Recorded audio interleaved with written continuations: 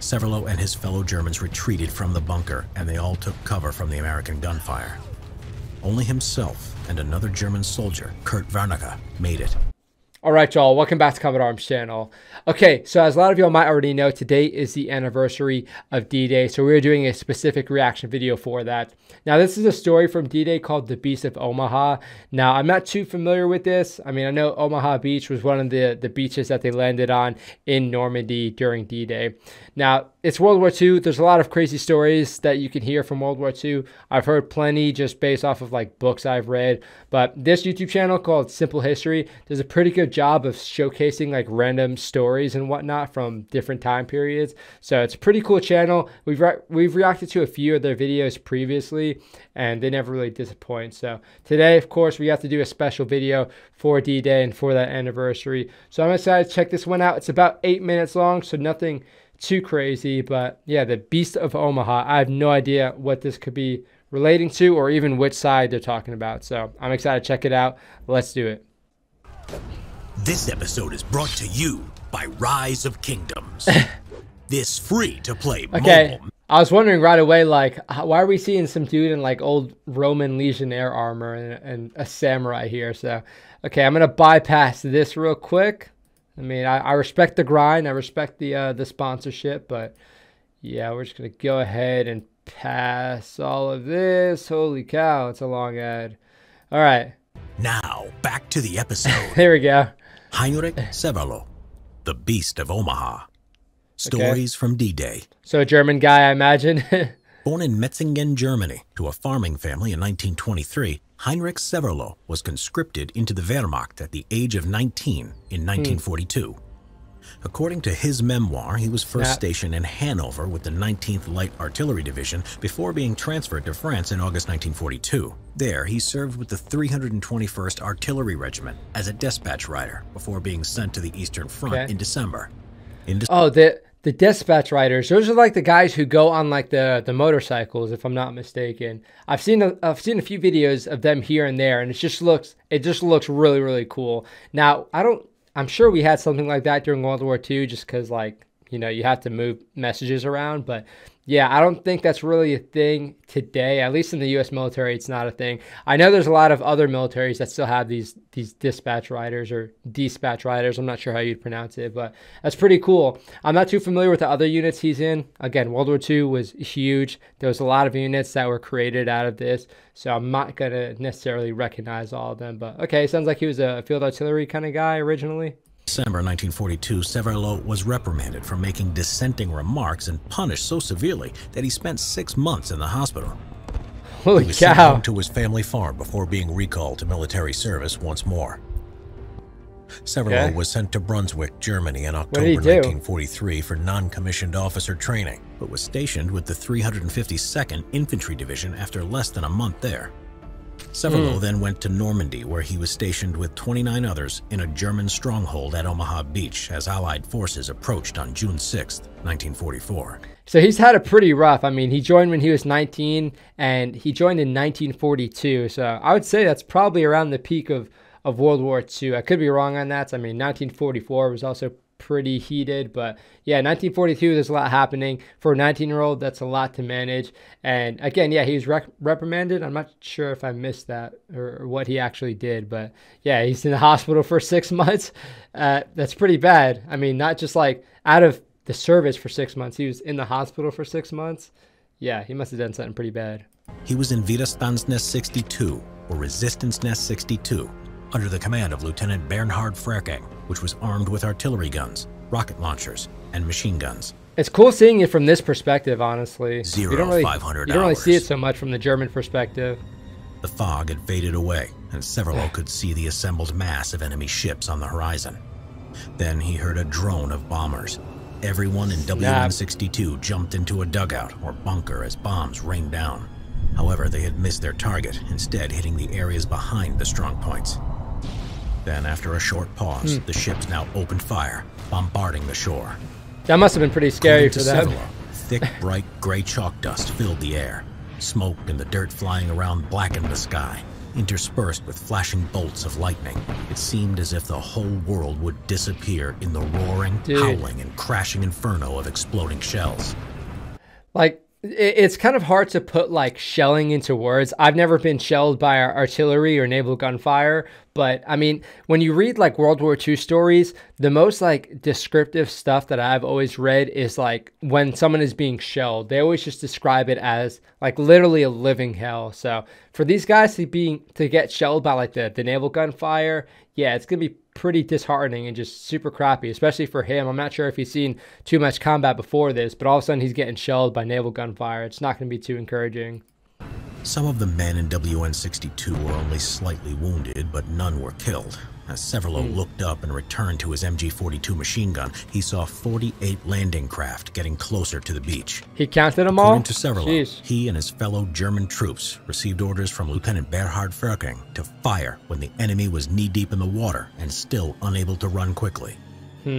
As the American soldiers waded in the water, the order was given, and all at once, the mortars, machine guns, and field guns opened fire, causing panic among the first enemy wave. Many sought cover behind the tank obstacles.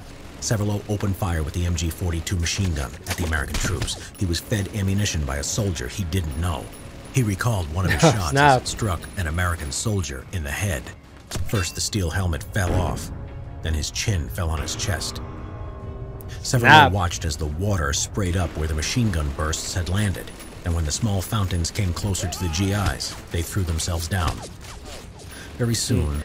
It sounds like he's quoting him directly. The way he's describing it, one sounds kind of old-fashioned in the way he's describing it, but at the same time, it just sounds like the words that somebody would use when they're put in a situation like this. Like, they're not going to generally be like the most descriptive because it's a pretty terrible thing to see, but at the same time, they're trying to describe it from how they remember it. And when all this stuff is happening, you're probably not going to remember things exactly how they're going down, just sort of how you think about them after the fact. The first bodies were drifting in the waves of the rising tide. He aimed slightly beyond the dark shapes that were the corpses of GIs as more men drifted in the tide behind them. In a short time, the Americans down there had been taken down. Severlo claimed he fired his machine gun for 9 straight hours, firing around 12,000 rounds. He only took breaks to reload or to let the weapon cool down. 9 hours? Holy cow. While reloading, 1 or 2 Americans would take the opportunity to move closer, only to be shot down by one of the other gunners in the bunker. As his MG-42 cooled down, Severlo fired a rifle instead. After his regular ammo ran out, he used rounds intended for anti-aircraft fire where every 5th round was a tracer round. This led to his detection by the USS Frankfurt when he was fired upon. He took cover just in time before the shells could hit him, although shrapnel had hit his face.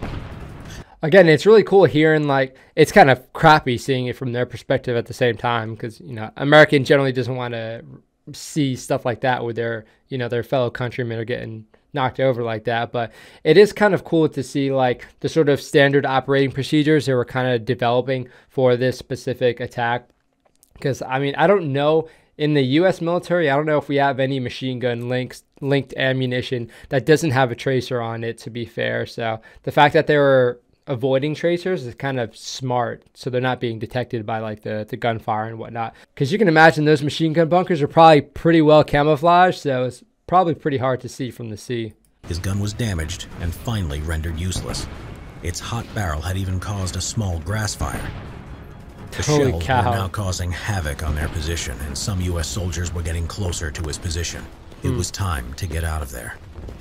Ferking shook Severlo's hand and ordered him to retreat. Severlo and his fellow Germans retreated from the bunker, and they all took cover from the American gunfire. Only himself and another German soldier, Kurt Wernicke, made it. When Wernicke got to Severlo, he told him Ferking had been shot in the head. Ooh. Together, they reached the nearby village of that wouldn't be good to hear. Where their battalion HQ was, and Severlo received medical care. The Germans, including Severlo, surrendered to American troops on June 7, 1944. Severlo was sent to Boston, Massachusetts as a prisoner of war before being sent to England in 1946, where he worked as a forced laborer until March 1947. 1947, dang, okay. For one, I mean, that first 24 hours after the landing must have been absolute hell. I'm sure there's like thousands, hundreds, if not thousands of stories that you could hear from those 24 hours alone. But yeah, okay.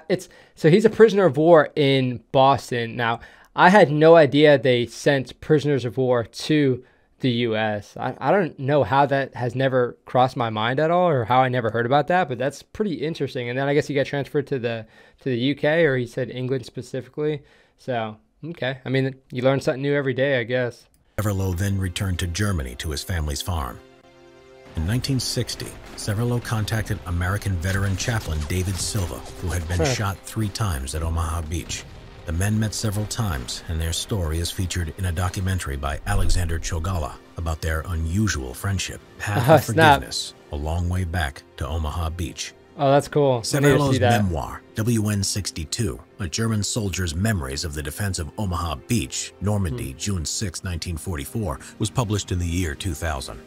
Severlow claimed that he took out more than 1,000 men, most likely more than 2,000.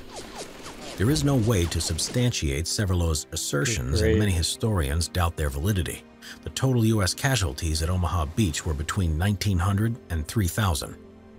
Heinrich Severlow became known as the Beast of Omaha, but this was only given to him by the post-war media.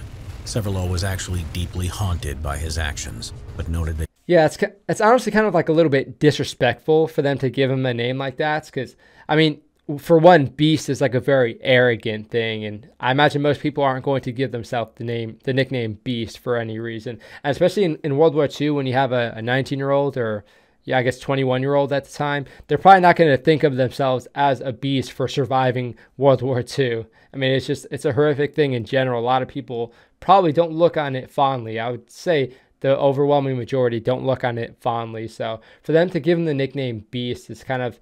It kind of like discredits what he views of it and what he actually thinks of it. And again, you can kind of see it here. Like they're saying he was deeply haunted by it. Of course, someone who survived World War II, I say survived, you know, fought in, survived. There's a thin line there, but there's a lot of people that wouldn't like to hear themselves being referred to as a beast for having to do all that horrific stuff. He had a duty to Lieutenant Frerking.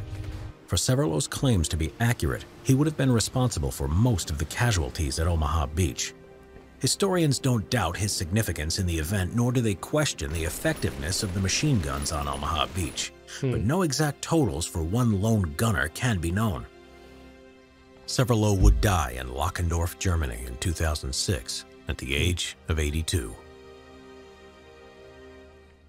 Okay. Yeah, I mean, again, when he said he was firing for 9 hours straight, that alone is going to be pretty substantial. It's hard to say how many people one person kills, you know, especially in World War II when everything is just so hectic. But yeah, an MG42 running for 9 hours is going to be pretty insane. I don't know how many barrels they went through, but I can imagine they went through a substantial amount. Even doing barrel changes, if you only have 2 barrels, it's probably not going to last 9 hours. It's going to get very, very sluggish. And I kind of wonder how they maintain those guns. I'm not sure how reliable the MG42 was, but yeah, good grief. So, okay, I mean, it was an interesting story. Again, it's not necessarily the coolest for an American to hear. And I'd say most people would rather hear the story from the side of their country, if that makes any sense. It's a little bit more brutal when you hear it from like the enemy's perspective, if that makes any sense. But yeah, it's cool to hear these stories regardless, because you can get a better idea of how brutal it was for someone who's actually there, and they can describe it in their own words. But when you have stories like this, where this dude was manning a machine gun for 9 hours on Omaha Beach, yeah, you're going to get some pretty horrific stuff going out. So yeah, it would be cool to read this book, so maybe I'll have to check that out. But yeah, let me know what you guys think about this video. I mean, again, running a machine gun for 9 hours is probably going to do something for you. It's gonna stay in your mind for a very long time, especially on Omaha Beach. But yeah, let me know what you guys think about this video, and let me know what you guys think about the title Beast of Omaha. It's, again, for me, it just seems a little bit disrespectful for someone to give him that name. I guess it's kind of out of respect. They're trying to do it out of respect of what he did. But again, it's not something that he probably wanted himself. But yeah, I hope you guys enjoyed the video. If you have any other cool recommendations, you could throw it down below. Again, Simple History does a pretty good job of, you know, showcasing all these cool stories and whatnot. And I like being able to share all these cool stories with you guys. So if you guys do have any cool stories or videos to recommend, definitely send it my way so I can do a reaction and you guys can all see it too. Everybody else can see it. So it's a cool thing about this channel and this community is we can sort of share all this stuff together, whether it be stories or opinions or, you know, personal things. It's kind of cool to get that group collective, especially from, you know, all these different countries. So thank you guys again for supporting the channel. Thank you for checking out this video. If you have any stories from D-Day, not just like on Omaha Beach, definitely feel free to share that down below if you guys are comfortable doing it, because we definitely love to hear it. So I hope you guys enjoyed the video. Again, thank you for watching. That is it for this one. I will see you on the next one.